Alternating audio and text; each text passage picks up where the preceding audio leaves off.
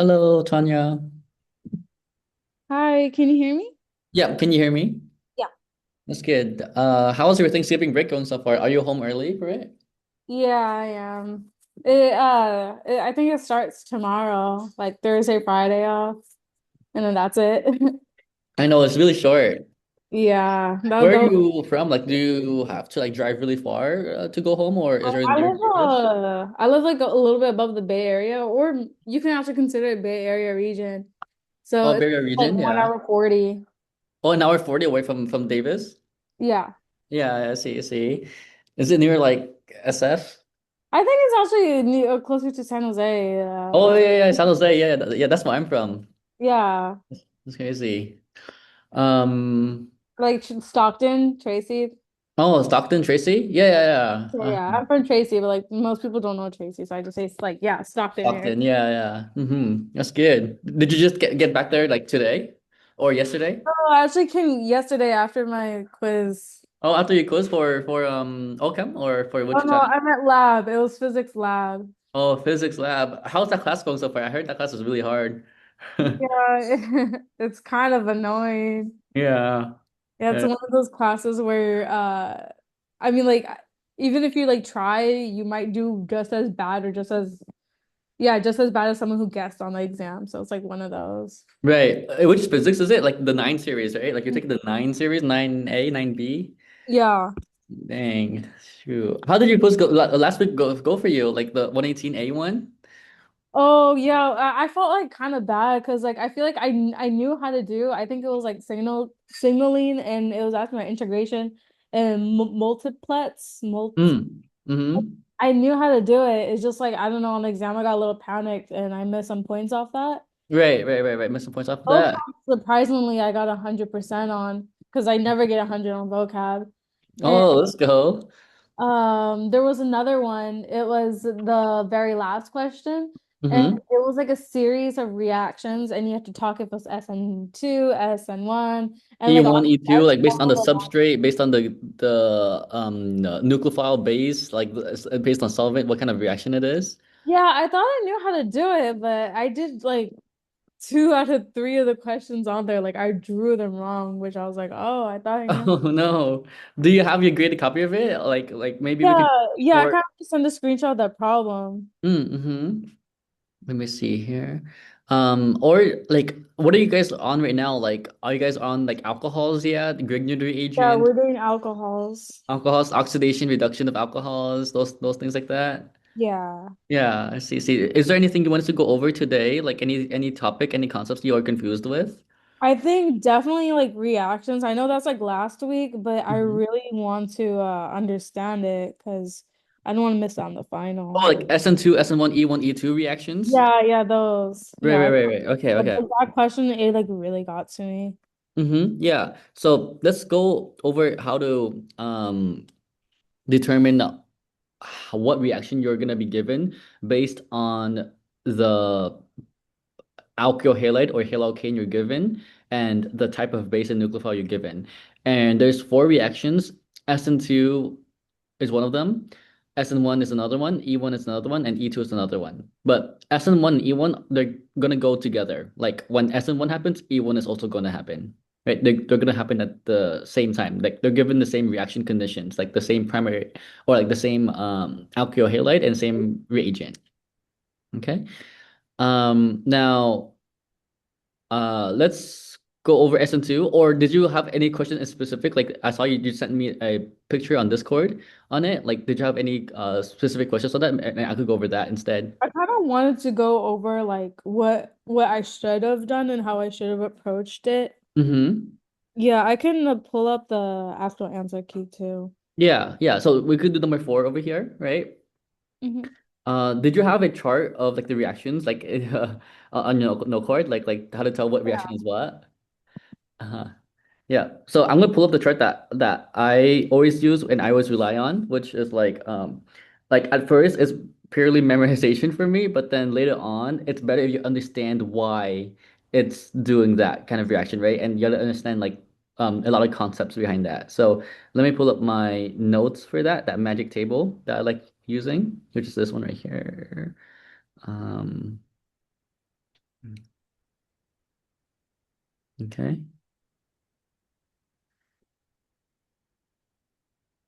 this one. Okay.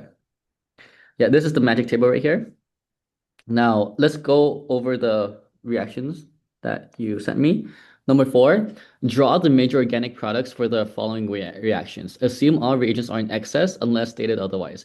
Indicate all relevant stereochemistry. For each reaction, answer the associated vocabulary questions by filling in the blank or circling the correct bold-faced word. Okay, so for A, they give you this haloalkane right here. Where you're on the wedge bond, we have an iodine. On a dash bond, we have a methyl. And then on this dash bond, we have an ethyl. And the reagent that we're reacting this is going to be this alcohol here, which is going to be 1, 2, 3, 4, butanol. Now, the very first thing I make sure that we have here is if we have a good leaving group, and we do, which is this iodine right here, the carbon that is directly attached to the good leaving group is the substrate. And looking at this carbon right here, how many other carbons do you see is attached to this carbon right here? Three. Three other carbons. That's going to be a tertiary substrate. Okay. And this is the reagent we have right here, which if we look over here, that falls under the weak base, weak nucleophile category over here, Okay. right? And if we look at that weak base, weak nucleophile column over here, and look at the tertiary row over here, we know that this is going to do an SN1 E1 reaction, right? Now, do you remember the very first step of the mechanism of SN1 E1 mechanism? What would happen first here? Um, okay, so SN2 is the one where it gets the one step. SN1 is like the two-step one. SN1 E1 is going to happen in multiple steps, where the very first step is that the leaving group will just leave by itself first, right? So, the very first thing right here is going to kick off the good leaving group like that. And the reason why it leaves by itself is because you know how iodine here is a partially negative charged atom? Yeah. We have a product solvent here, which is the alcohol. And we know that the hydrogen of the alcohol is partially positively charged since it is attached to an electronegative oxygen atom. So the excess amount of alcohol that we have right here, those positively charged hydrogens are going to solvate or surround the negatively charged iodine ion, because opposite charges attract, like positive charges attract negative charges, right? Mm. And because a lot of alcohols are surrounding this good leaving group here, this is called sololysis. It's gonna grab that leaving group and just carry it away from the haloalkane. So that's why like this leaving group here is leaving in this product solvent right there, right? And when that happens, that's the rate determining step of this reaction. That's the rate determining determining step. Because when that happens, we're gonna form a specific intermediate called a carbocation intermediate. Because if you look at the substrate over here, this carbon here is now positively charged, and we see that the dashed methyl got converted into a flat planar bond because this is now an sp2 carbon, which is trigonal planar, and everything is planar. We cannot have a wedge or dash bond, right? Okay. And this is what we call a carbocation. And are you familiar with the carbocation stability, like with hyperconjugation? No. So let's go over that. So let's go over carbocation, which is a carbon with a positive charge, right? And there's gonna be different types of carbocations. There's this one carbocation here, another carbocation here, another carbocation here, and another carbocation here. These carbons here that I'm color coded in blue right there are the carbons with a positive charge, right? This is what we call a tertiary carbocation. This is what we call a secondary carbocation. This is what we call a primary carbocation. And this is what we call a methyl carbocation, right? Because this carbon here is not attached to any other carbon. This primary carbon here is attached to one other carbon. This secondary carbocation here is attached to two other carbons. This tertiary carbocation here is attached to three other carbons. Now, the more substituted the carbocation is, the more stable it is, right? The more groups it has around it, the more stable it's gonna be, right? So, Oh, yeah. So you actually went over this like mhm. way before teaching this actually. I kind of remember now. That's good. That's good. Yeah, it's been a while since you've been taught this, right? Yeah, because Mhm. like you've been learning about like NMR with the coupling integration, and then like this one probably like went over your head, like the hyperconjugation and the stability of the carbocations. Yeah. Okay, yeah, that's okay. That's okay. Was this and NMR part of the quiz last week? No, I think it's gonna be on the last one. On the last one, okay, okay. Like this reaction here, like the SN1 E1, SN2 E2 reaction. Mhm. Okay. Now. Think of it like this, the more friends the carbocation has, the more stable it's going to be because these alkyl groups or R groups here are going to donate electrons to the carbocation inductively, naturally, making it more neutral, making it more stable, right? If you look at this one over here, this carbocation here has zero friends, right? It has zero R groups donating electrons to it inductively, whereas this tertiary carbocation here has three groups surrounding it, donating electrons to it, making it more stable and neutral. Mm. Okay. Now, if we look over here, we have what kind of carbocation? Methyl, primary, secondary, or tertiary? We have the tertiary. Yeah, because this carbon here is attached to three other carbons, one, two, three. And whenever you form a carbocation intermediate, I always want you to stop, right? And look out for carbocation rearrangements, like hydride shift or alkyl shift, like methyl shift. Does that term sound familiar, Tanya? No. So let me go over that with you really quickly before we move on.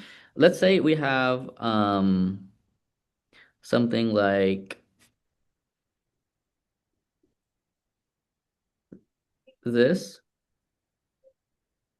and then we have this as the reagent.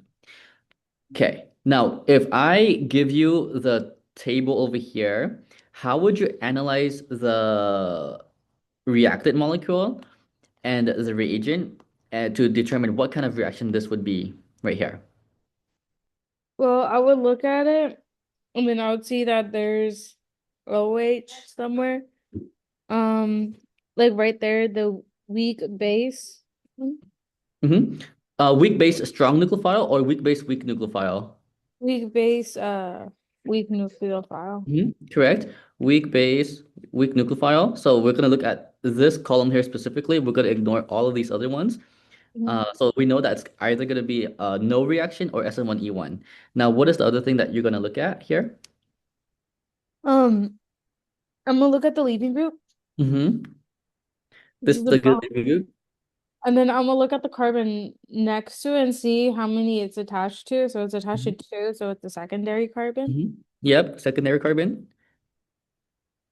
And then so I know it's SN1 and E1. So we know it's an SN1 E1 reaction now,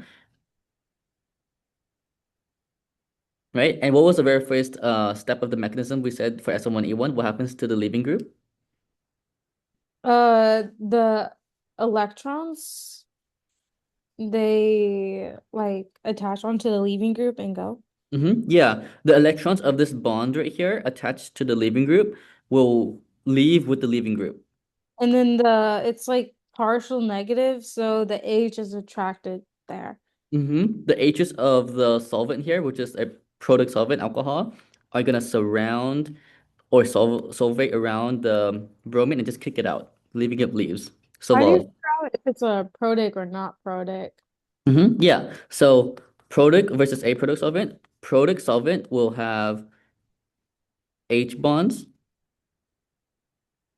right? And H bonds are going to be when you have hydrogens attached to one of these three atoms, FON, right? Fluorine, oxygen, or nitrogen. So some examples would be water would be a product solvent because we see that hydrogen here is attached to an oxygen atom.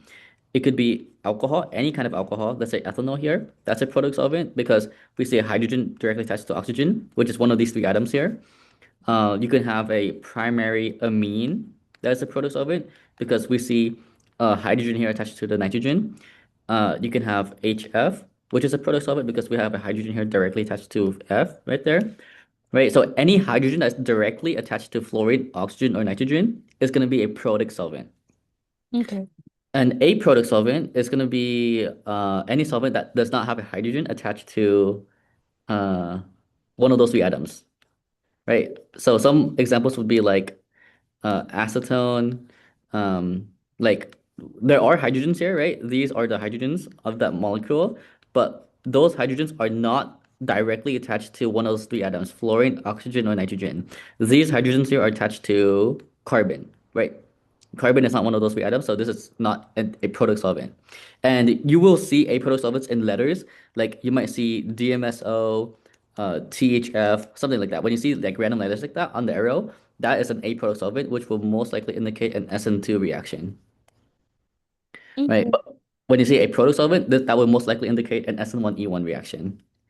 Okay. Okay? Any questions on that? Nope. Okay, that's good. Now, when the leaving group leaves, what is the name of the intermediate that you're gonna get you form here?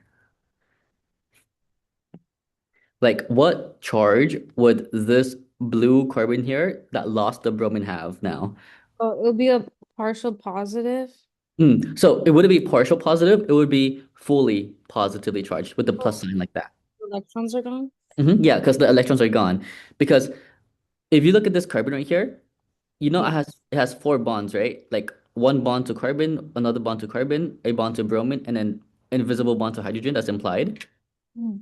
right? Because the bromine left with the bonds, electrons, this carbon here now only has three bonds, right? One, two, three. And if you calculate the formal charge of this carbon, it's going to be positive one charge. Are you familiar with calculating formal charges? Yeah. That's good. So now just like think of it like because this carbon here lost a bond, it's now positively charged because it lost electrons. It lost negative charges, right? Okay. Now, do you remember the name of this carbon with the positive charge? There's a very specific name for that. Carbo, Cation. yep, carbocation. And what kind of carbocation is this? Secondary. Yep, secondary carbocation because it's attached to two other carbons.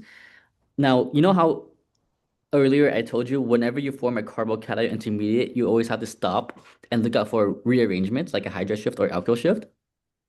What I mean by that is like look directly to the left of it or to the right of it and see if the carbocation can become more stable.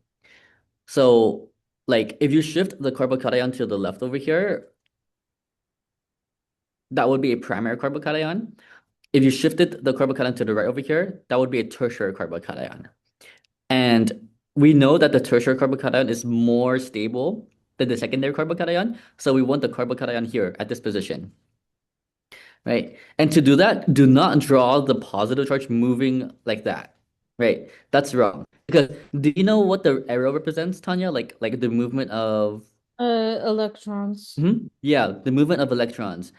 So there's no electrons on this positive charge here. Like it's an empty void of electrons. That's why it's positively charged because it's missing electrons. So there's nothing to move there. So that would be wrong because there's nothing to move there, right? But this carbon here has an invisible hydrogen bond like that. That's implied. The two electrons on that bond right there and hydrogen right there, which I'm highlighting in yellow, is going to move and shift to that carbon right there with a positive charge like that. And that is what we call a hydride shift. Because we're moving that hydrogen with the bond to that carbon right there. Hydride shift, right? And what that would do is that would make that positively charged carbon neutral, and our new carbocation is now at this position right here. Because this carbon here now has four bonds, right? It gained a bond to hydrogen, which is this bond with hydrogen right there. But as a result, this carbon here lost a bond to hydrogen, which is now positively charged. And we see that the wedged methyl here, right? The wedged methyl there is now a flat planar bond like that. Because this carbocation here is an sp2 hybridized carbon, which is trigonoplanar, making it flat. Right. Another way that I could show you that is like I could just draw out the invisible hydrogen here, invisible hydrogen there. And then this is the new hydrogen that got bonded to that carbon, which came from this hydrogen right here. And this carbon here lost the hydrogen, which is why it's now positively charged. Okay. Yep. Okay. Now this is a tertiary carbocation, which is more stable than what we had previously, secondary carbocation. Now, once you have the most stable carbocation intermediate right here, you can now go into the SN1 mechanism or the E1 mechanism. Right. Let's do the SN1 mechanism. What do you think is gonna happen next in the SN1 mechanism? What's gonna happen to that carbocation? In the SN1 mechanism, the alcohol group is gonna try to attach to it. Mm-hmm. The alcohol group, and specifically the oxygen atom that has pairs of electrons, will use one of its pairs of electrons to attack that carbon right there. Right. This right here would be the nucleophile because it has electrons. This right here would be the electrophile because it's positively charged, missing electrons. So the nucleophile here is going to attack the electrophile, making a new bond between this oxygen atom and that carbon right there. Right. And when that happens, we're going to get this intermediate right here. Right? Where this is the new bond that was formed between this oxygen atom and this carbon atom right here. That's the new bond, right? But we see that this oxygen atom here is still attached to its R group and its hydrogen, right? It has the other pair of electrons right there. So if you calculate the formal charge of this oxygen with three bonds, one, two, three, and one pair of electrons, it's positively charged. Any questions on this, Tanya? Yeah.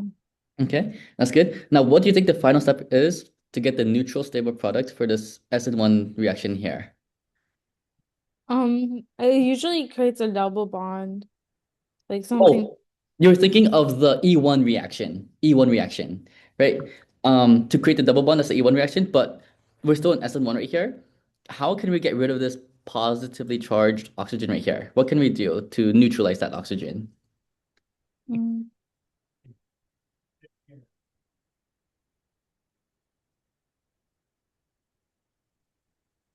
You could use another alcohol, or you could use the leaving group that left earlier, which in this case was Br. When Br kicks off, it leaves us Br minus. Use one of the bases here to deprotonate this positively charged oxygen, right? Like grab the hydrogen right here, and then when this hydrogen here is being grabbed, like this is the base, this is the acid, this bond right here between the hydrogen being like grabbed and oxygen right there has two electrons.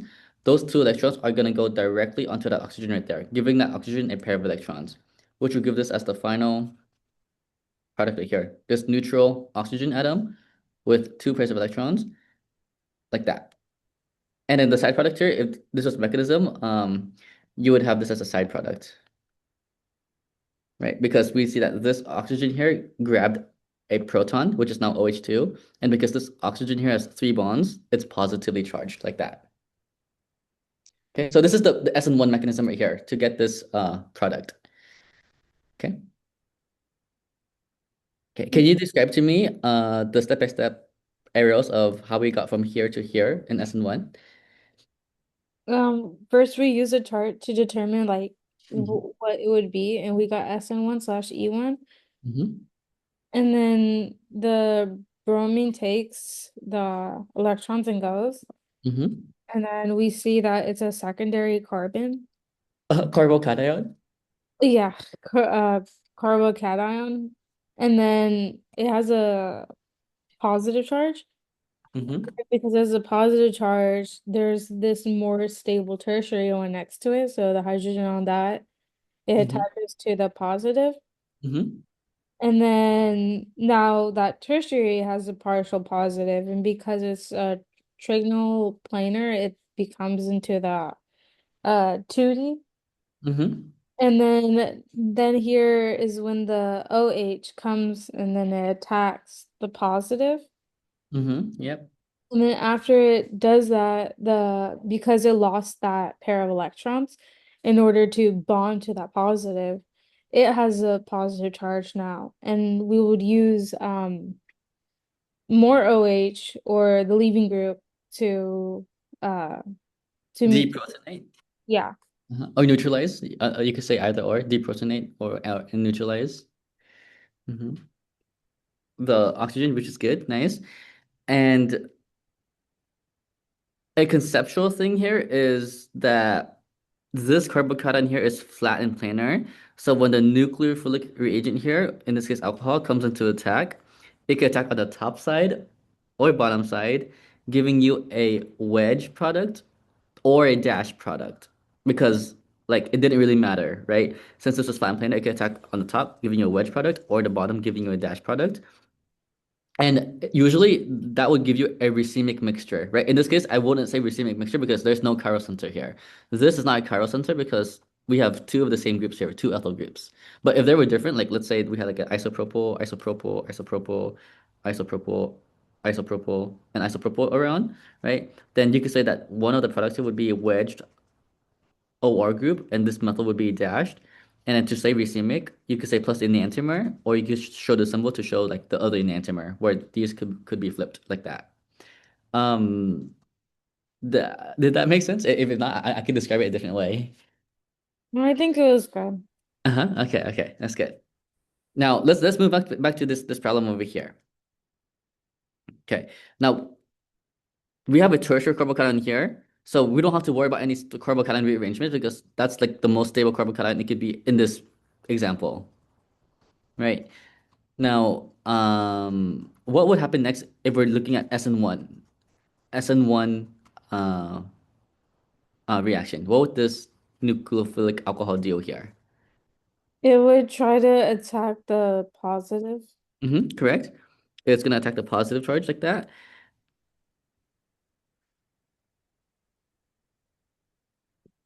Okay.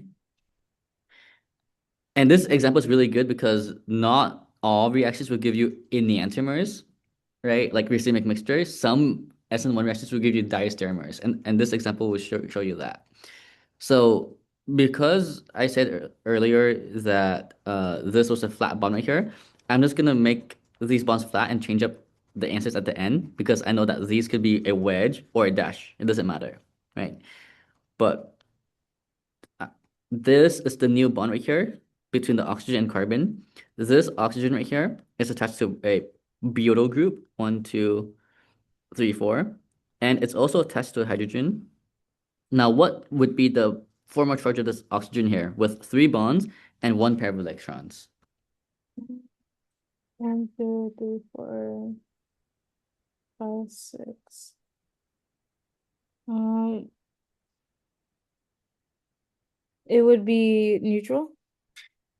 So, oxygen is on the sixth column of the periodic table, so it wants six electrons to itself.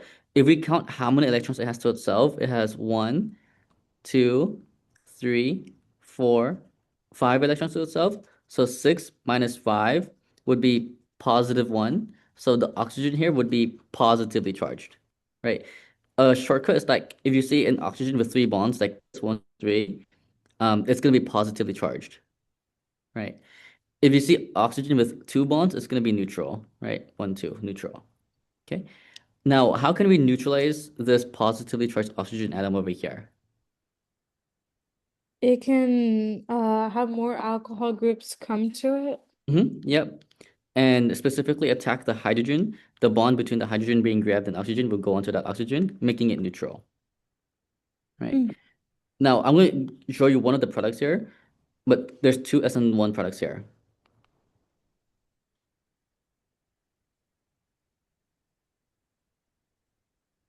This is one of it, and this is going to be another one of it.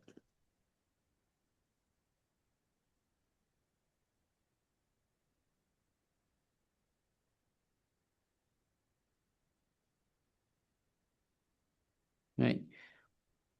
And these are not enantiomers of each other because we see that there are two chiral centers, right? And if you compare these two molecules over here, this chiral center here with the ethyl group stays the same. Nothing touches that chiral center. But if you look at the chiral center over here in the middle, that chiral center changes, right? And the reason why we get different products here is because when this alcohol comes to attack, it can attack on the top side, giving us a wedged bond to that OR group, or a dash bond if it attacks on the bottom side, forcing the other group to be a wedge, right? So these two here would be diastereomers of each other because some chiral centers change, which are these ones in the center here, and some carbon centers stay the same, which is this carbon center with the alkyl group right there, making these diastereomers, not enantiomers. So you would have to actually draw out two of these different products here. You could not say plus enantiomer, or you cannot use this symbol here, plus minus, because these are not enantiomers of each other. Okay. Any questions on that, Tanya? Mm-mm. Okay. Now let's move on to E1, right? Because we didn't go over E1 yet, which is the double bond you were talking about. So the same mechanism is all going to be for E1. Leaving group leaves, form carbocation. When you form carbocation intermediate, stop, look for a carbocation rearrangement to make it more stable, like by a hydride shift or alkyl shift. After that, once you get the most stable carbocation intermediate, then you could diverge into either SN1 mechanism or E1 mechanism. We're going to focus on E1 mechanism now. Now, you know how you said you're going to form a double bond? Um, there's also a double bond stability. So I'm going to show you that right here.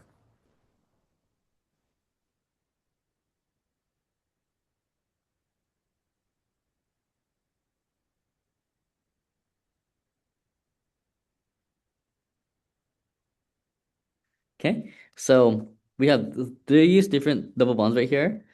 Um, this right here is going to be an unsubstituted double bond. This right here is going to be a mono-substituted double bond. These three here are di-substituted double bonds. This is a tri-substituted double bond. And this is a uh, uh, tetra substituted double bond. Right.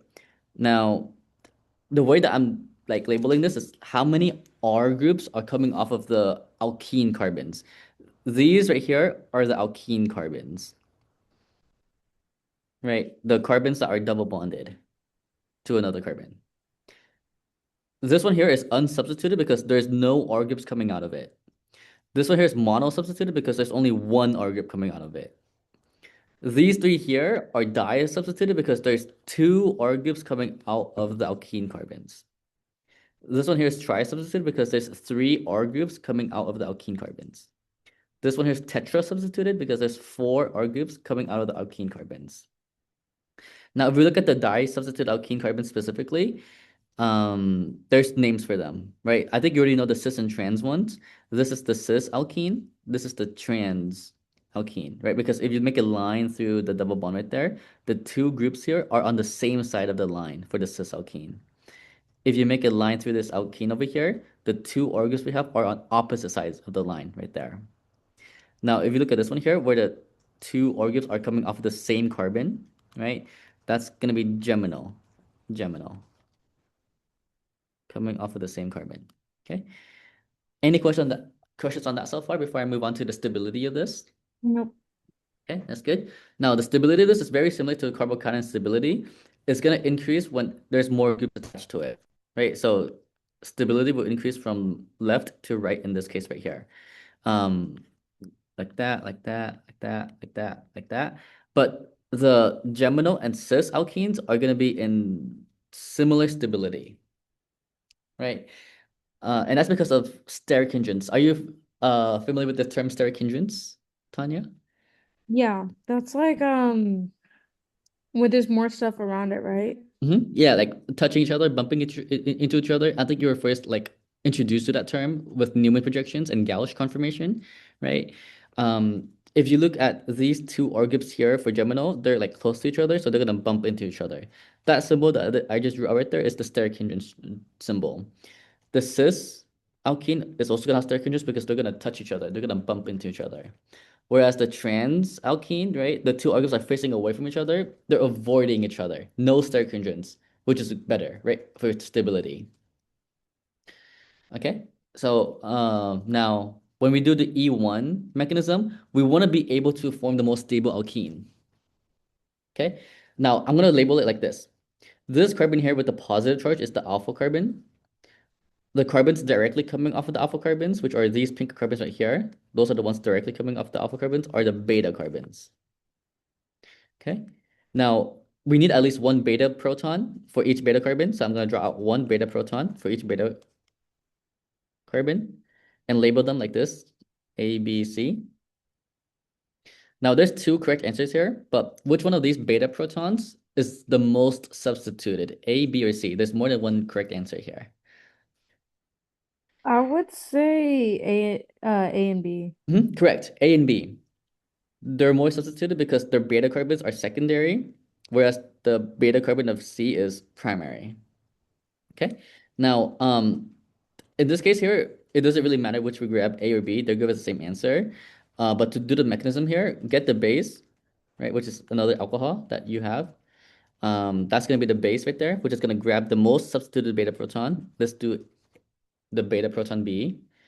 The bond between this proton being grabbed and carbon right there, which is this highlighted bond right there, is going to shift over to create a double bond here between the alpha and beta carbon that you grabbed from, which will give you this alkene right here, like that. What kind of alkene is this? Unsubstituted, mono, substituted, di, tri, or tetra? Um, it's the Tetra one. So this is very tricky, right? Like to see, these are the alkene carbons right here, and these right here that I'm circling are the R groups coming out of it. How Also, many? the Tri one because Try one. Right, right. It looks tetra because the R group here is bigger, right? But that's one R group because they're coming off of that alkene carbon right there. This is another R group, and this is another R group. This right here is an invisible hydrogen. That does not count when we count the substitution, right? So this right here would be tri-substituted alkene. Nice. Okay. Any questions on that? Tanya? no, I don't have any. That's good. Now, this is the most stable one right here. Have you learned about E and Z alkene, E and Z configuration?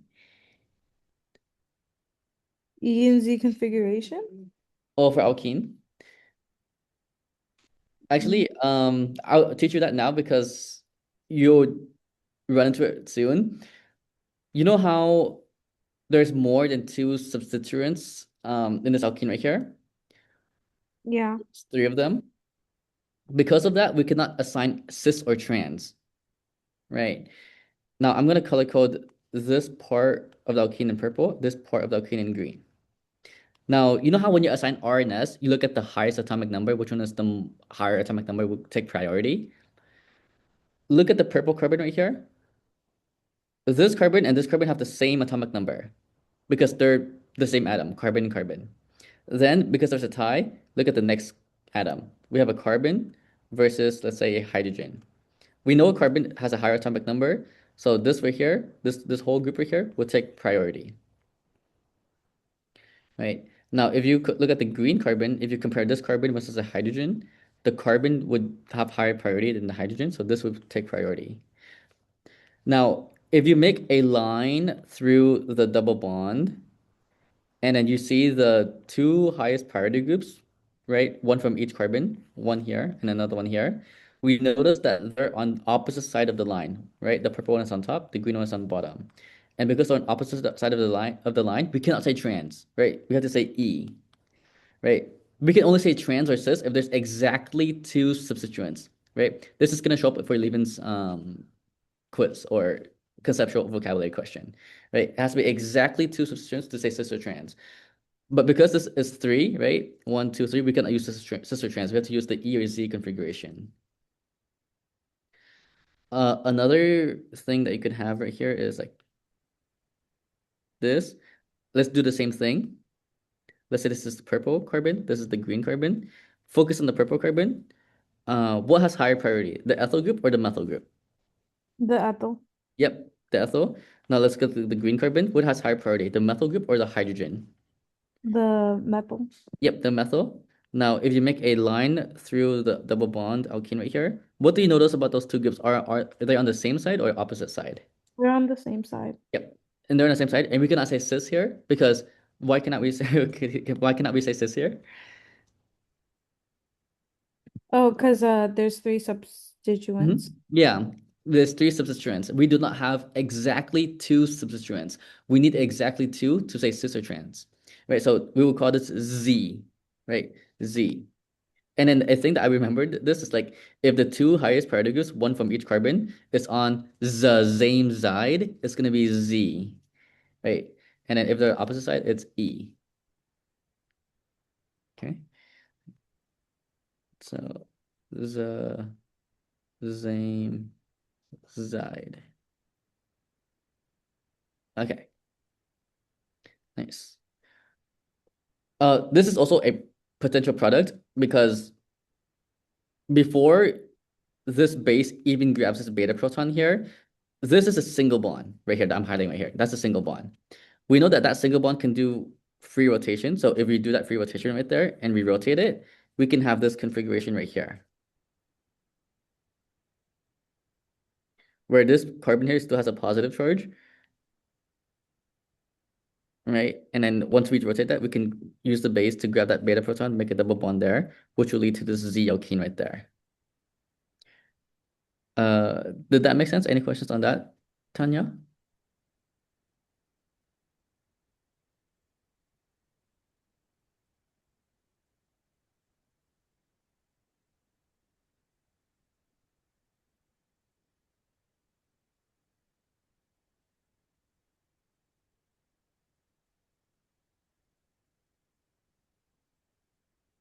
Okay. Now, looking at the E alkene and Z alkene, which one do you think is more stable and why? Like this is one of the factors you learned. And we talked about this earlier as well. Think about the bulkiest groups here. I would say Z. Z, right? And why do you say that? I kind of think of them as like being more squished together. So it's Hmm. more Yeah, like so they're more squished together, which this term here is called steric hindrance. Is that good or bad for the molecule? Would that increase or decrease the stability of the molecule? increase. It would decrease the stability uh-huh, of the molecule because molecules do not like squishing together, bumping Oh, each other. okay. They do not like steric hindrance, right? Whereas these two bulky groups here are away from each other. There's more space to breathe, more happy, more stable. Okay. So the major product here would be the E alkene. Okay. Now, if she asks for like all the possible products, there's also another possible product here, which would be minor. Like if you use the base to grab the less substituted beta proton instead, which is the C one, you would get this alkene here, which is di substituted because there's two R groups coming out of it. Yeah. Closing up soon, about 10 minutes. 10 minutes. Okay, thank you. Uh-huh. Mhm. Which is two R groups right here. And then that is gonna be di substituted, but there's gonna the three di substituted ones. Do you remember which one this would be? Would this be geminal, cis, or trans substituted? Um, we make a line at where the double bond's at, right? Mm-hmm. And then because they're on opposite sides, would it be trans? So that's a good point right there, and I'm glad you brought that up. But trans and cis, right, can only happen when the two R groups are on opposite carbons. Like if you look at cis and trans right here, you notice how the two R groups right here are on different carbons of the alkene. Like Yeah. this R So group here, same, is it the geminal one? yeah, because they come off the same carbon, that's the geminal alkene. Okay. Mhm. Yeah. So this would be specifically a geminal alkene because these two R groups here are coming off of the same carbon, right? Okay. So that's just another potential E1 product. So in this case, we have three possible E1 products: the E alkene, the Z alkene, and the geminal alkene. Okay. But she asked you to draw the major one. So the major one would be this one right here. The E alkene that's tri-substituted. That's the most stable one. Okay. Okay. Okay. Um, Now, any questions on that, Tanya? Mm-mm. Okay, that's good. So I'm at the school library right now, and they're closing in 10 minutes. What I'll do is I'll give you uh let's say three practice problems on based on what we did so far, and I want you to draw all just for practice SN1 E1 products. Right. So I already gave you the what direction it is, but I'll do easy mode, number one, medium mode, and then hard mode. Okay. So let's do easy mode here.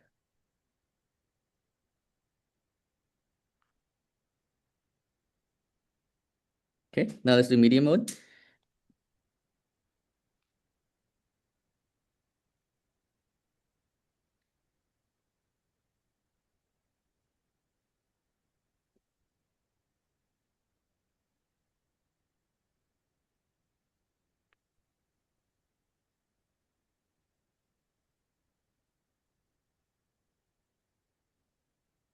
Okay, now let's do hard mode.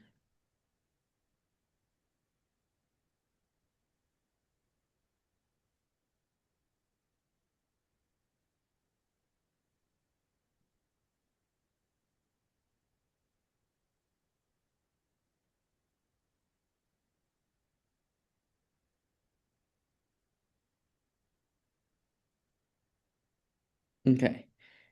And you could also practice drawing the mechanism as well, just to help you walk through this mechanism.